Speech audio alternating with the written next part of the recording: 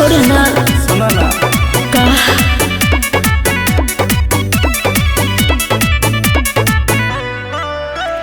हथवा झटो के तू भाग जालू काहे चढ़न जवानी कद हमरे नावे ए करे जा का सुनो ना हथवा झटो के तू भाग जालू काहे चढ़न जवानी कद हमरे नावे बोले ला तू ऐसे जैसे मुँह के छोड़बो ए राजा मुँह के छोड़बो तू तो बहिया धरे के बहाने ए राजा कमरिया पकड़बो छोड़ना तू तो प्यार करे के बहाने ए राजा हो दरदिया देबो मुँह बका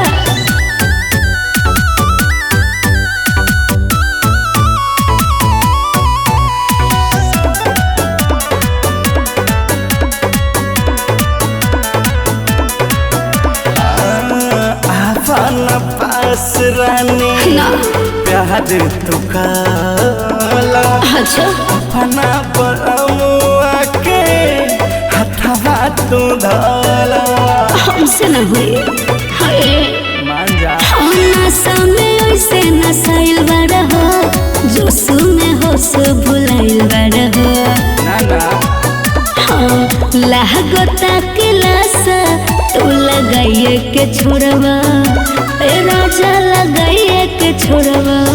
ना छोड़ा तू तो बहिया धरे के बहाने ए राजा कमरिया पकड़वा हाय हाय तू तो प्यार करे के बहाने ए राजा दरदिया देबा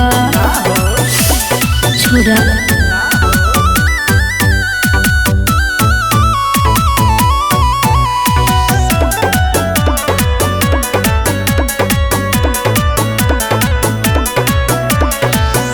करना बहाना रानी का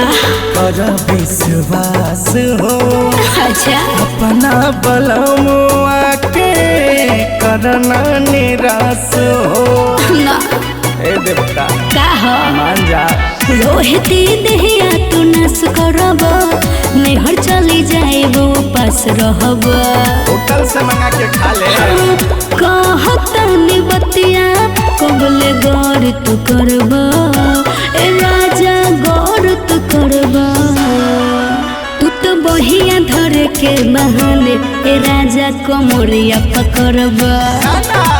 तू तो प्यार करे के बहाने ए राजा दरदिया देब हट ना तोहरो तो बराबर मजा आई।